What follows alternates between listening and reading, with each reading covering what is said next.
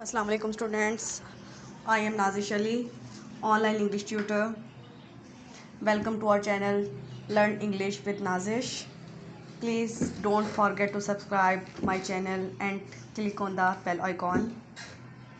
I hope so you would like my video. Topic is Russell's prose style. It is the most important question.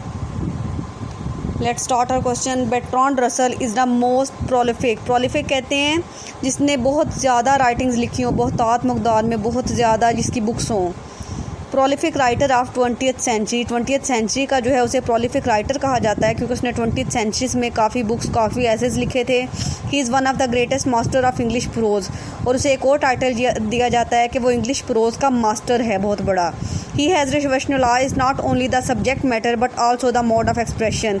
मतलब उसने सिर्फ जो old subject matter होते थे ना उसको ही चेंज करके नहीं रख दिया, उसको ही एक नई डायरेक्शन नहीं दी, बल्कि मोड ऑफ एक्सप्रेशन जो होता है, लिखने का अंदाज़ होता है, जो बयान करने का अंदाज़ होता है, उसे भी कम्प्लीटली चेंज कर दी है, कम्प्लीटली जो है एक न्यू फॉर्म दी है.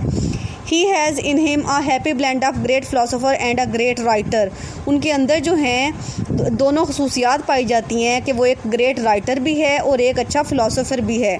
Although he is not a literary writer in the true sense yet his work impresses us greatly because of its literary qualities.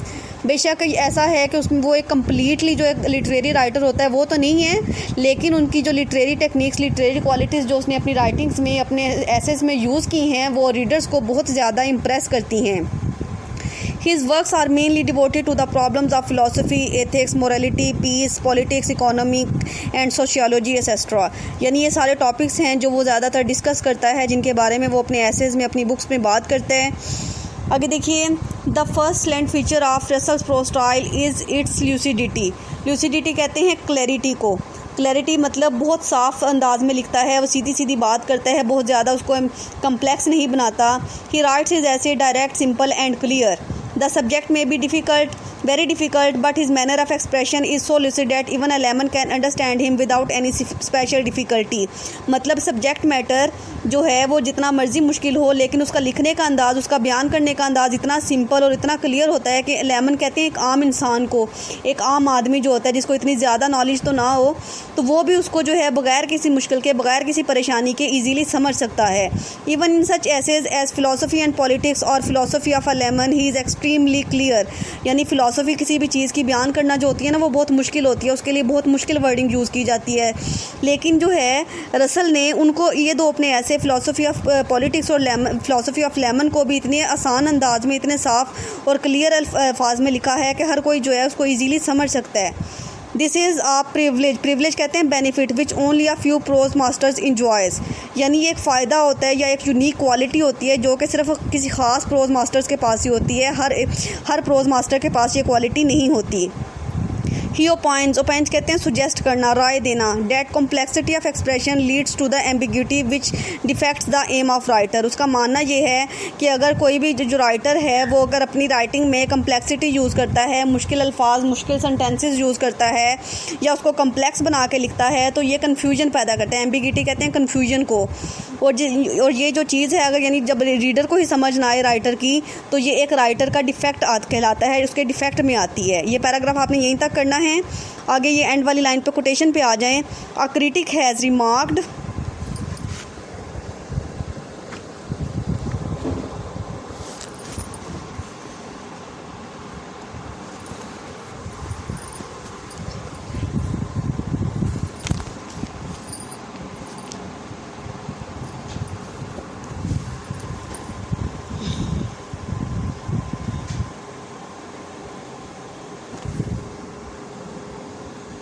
Topic is Russell's prose style. Thirdly हम बात करते हैं. Thirdly Russell uses the words with greatest possible economy and avoids empty meaninglessness rhetoric. मतलब वो जो है किसी भी सेंटेंस को बयान करते हुए कोई भी मीनिंगलेस वर्ड्स या मीनिंगलेस स्टेटमेंट्स को यूज़ नहीं करता, और ना ही अपने सेंटेंसेस को, अपनी राइटिंग को इतना ज़्यादा जो है ना एक लॉन्ग गाउन की तरह डेकोरेट करता है.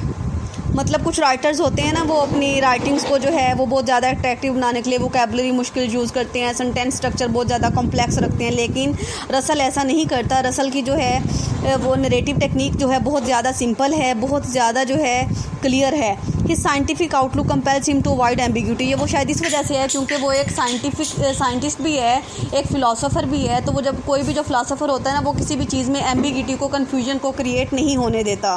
There are some sentences which can be used as proverbs, यानी उसके कुछ सेंटेंसेस ऐसे हैं जिसके एक सेंटेंस में ही हमें पूरी सेंस की, पूरी बात की जो है समझ आ जाती है। Extreme hopes are born of extreme miseries, यानी बहुत ज़्यादा जो उम्मीदें होती हैं ना, वो बहुत ज़्यादा दुखों की वजह से या परेशानियों की वजह से पैदा होती हैं। And to conquer fear is the beginning of wisdom, और किसी के खौफ को जो है जीत लेना विजडम की या जहानत की शुरुआत होती है। And it is now man that is man's first enemy. और एक और उसकी कोट है कि ना, एक आजकल का जो इंसान है ना, वही इंसान का दुश्मन है। इंसान का जो बदतरीन दुश्मन है ना, वो इंसान ही होता है। Fourthly his sentences are pregnant with thoughts like those of Bacon, यानी बेकन की तरह जो है ना, उसके जो सेंटेंसेस होते हैं ना, उसमें वो बहुत ज़्यादा जो हैं थाट्स से भरे हुए होते हैं, आइडिया से भरे हुए होते हैं। Russell has one advantage over Bacon, the latter calls his essay dispersed meditation, यानी रसल के जो थे वो बेकन के बारे में हमने पढ़ा है ना कि उसके जो एसेस थे ना, वो डिस्पर्स मेडिटेशन थी, यानी उसने ऐसे ही कोई ना अपने नोट्स बनाए थे, तो वो बाद में जो थे ना वो बहुत ज़्यादा हिट हो गए थे और उनको जो था ना ऐसे का टाइटल दे दिया गया था। और लेकिन उसका बिल्कुल भी माइंड नहीं था कि उसकी जो बुक वो ऐसे अपनी डायरी में कुछ लिख रहा है तो वो इतना ज़्यादा जो है ना फेमस होगा। But Russell's essays are well knit and systematic, लेकिन जो रसल ने जो ऐसे लिखे हैं ना, वो उसने एक प्रॉपर स्ट्रक्चर पे लिखे हैं, एक प्रॉपर माइंड के प्रॉपर थॉट के साथ लिखे हैं और एक बहुत तरतीब से उनको लिखा है। He is extremely conscious of his style and does not let the sentence jeopardise कहते हैं टॉस एंड टाई, मतलब यानी उसमें जो है ना किसी भी सेंटेंस को जो है वो कंफ्यूज नहीं होने देता या एक दूसरे के साथ जो है ना मिक्सअप नहीं होने देता, टॉस अप नहीं होने देता। उसका जो स्टाइल है ना, वो बहुत ज़्यादा कॉन्शियस है, बहुत ज़्यादा मुहतात है। The fluency of his thought flow steadily and rhythmically through the medium of his expression, यानी जो कोई भी जो थॉट्स हैं या वो हर चीज़ में, हर उसकी एक्सप्रेशन में, हर लाइन में जो है एक रिदम के साथ एक पूरी सेंस जो है ना वो रीडर को जो है समझा देती हैं। Fifthly almost all his writings bear high seriousness of his subject.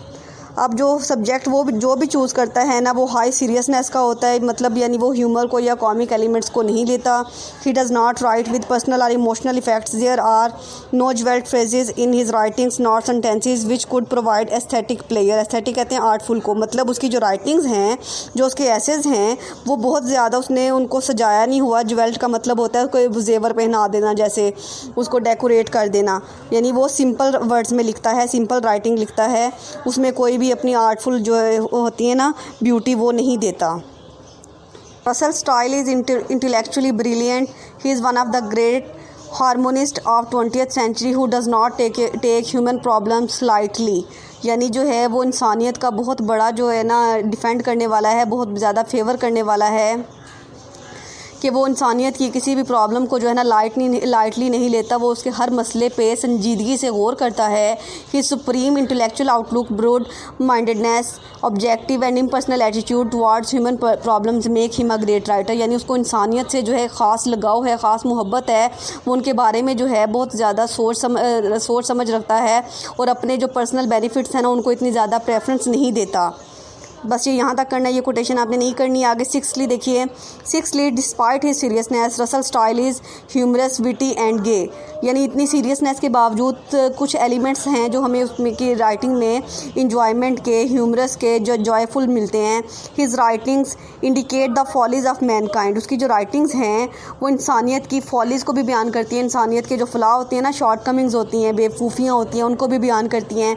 His humour is not repulsive और डिस्गस्टिंग लाइक स्विफ्ट, लेकिन उसका जो ह्यूमर है ना, वो जो स्विफ्ट ने यूज़ किया है ना उसकी तरह का कुरसिव नहीं है, बहुत ज़्यादा जो है कड़वा नहीं है, बल्कि वो उनको बहुत लाइट वे में जो है इंसानियत को, उनकी मॉरल वैल्यूज़ को जो है इम्प्रूव करना चाहता है। His humour is not pure fun और फ्रॉलिक बट मॉरलाइजिंग, यानी उसका जो ह्यूमर है बहुत ज़्यादा फ़नी भी नहीं है और ना ही बहुत ज़्यादा करसिव है, रिपल्सिव है, बल्कि मॉरलाइजिंग है, मतलब वो लोगों की इस्लाह करना चाहता है, उनको इखलाकी वैल्यू सिखाना चाहता है। इसके बाद ये कोटेशन कट कर दें। आगे his humour is also ironical, sometime जो है वो आयरॉनिकल ह्यूमर यूज़ करता है। आयरनी का मतलब पता है ना कि यानी वो कह कुछ हो रहा होता है लेकिन असल में उसके कहने का मतलब कुछ और होता है। Irony is a principal instrument of his style, यानी उसका एक ख़ास औजार है, ख़ास हथियार है। He criticises at so called modern minded people, वो यानी उसे जो है बहुत ज़्यादा जो अपने आप को मॉडर्न समझते हैं ना, मॉडर्न माइंडेड लोग होते हैं, वो बिल्कुल भी पसंद नहीं है उनको, वो क्रिटिसाइज़ करता है उनके बारे में। उसकी ये कोटेशन है, he says the believe that fashion alone should dominate opinion has great advantages, it makes thought unnecessary and puts highest intelligence with in the reach of everyone. आगे देखिए 7th, रसल ऑल्सो यूजेस एनोलॉजीज़, एनोलॉजीज़ कहते हैं resemblance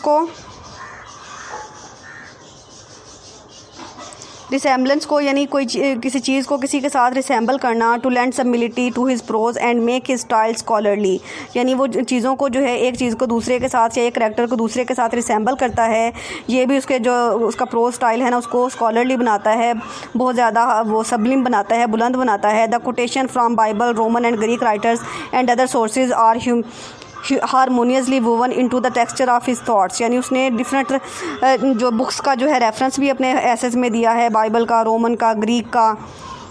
इसके बाद देखिए ये paragraph यहीं तक करेंगे, थॉट्स तक। नेक्स्ट पे आ जाएं।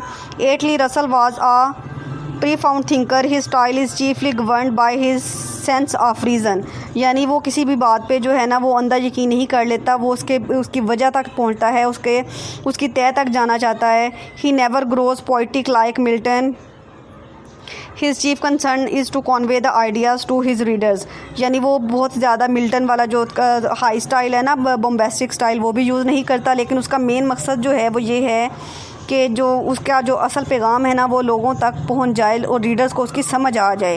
That's why his pro style exhibits his balance personality, यही वजह है कि उसके प्रो स्टाइल से जो है ना हमें उसकी पर्सनैलिटी का पता चलता है। He writes pure prose and this is his rationalistic approach to life, rationalistic कहते हैं लॉजिकल, यानी उसकी जो प्रोज है ना वो प्योर है और जो एक लॉजिकल लाइफ जो होती है ना उसको डिस्क्राइब करती है। 9th, although Russell's general style of writing is precise, exact and simple, इसके अलावा जो है रसल का जो स्टाइल है राइटिंग का वो सिंपल है, एग्जैक्ट है और वो बहुत ज़्यादा शॉर्ट सेंटेंसेस जो है में ना बहुत बड़ी बात को जो है वो कर जाता है। ये ठीक है, right highly ornate and effective but he uses this art only to emphasise his points, यानी समटाइम्स जो है वो अपने सेंटेंसेस को लॉन्ग और कम्प्लेक्स करता है, लेकिन उसका मकसद सिर्फ किसी पॉइंट पे जोर देना होता है, यानी जब किसी बात पे वो जोर देना चाह रहा होता है ना तब वो ऐसा करता है। He does not make his rhetoric pompous and exaggerative, वो किसी भी बात को बढ़ा चढ़ा के पेश नहीं करता। He is up to the point and very subtle, subtle कहते हैं सुजेस्टिव को, यानी वो बहुत ज़्यादा मुनासिब जो है ना वर्डिंग और जो सेंटेंसेस है ना उनको यूज़ करता है।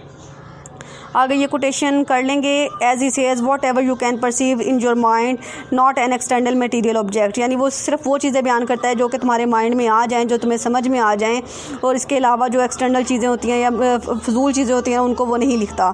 10th, Russell does not use metaphors and similes frequently, वो मेटाफर्स को और सिमिलीज को बहुत कम यूज़ करता है। To him they are matter of necessity, उसके अकॉर्डिंग अगर वो कहता है कि मेटाफर्स और सिमिलीज को जस्ट उस सूरत में यूज़ करना चाहिए अगर इनकी ज़रूरत हो। They are to be used only where there is a direct necessity. thirdly हम बात करते हैं, thirdly Russell uses the words with greatest possible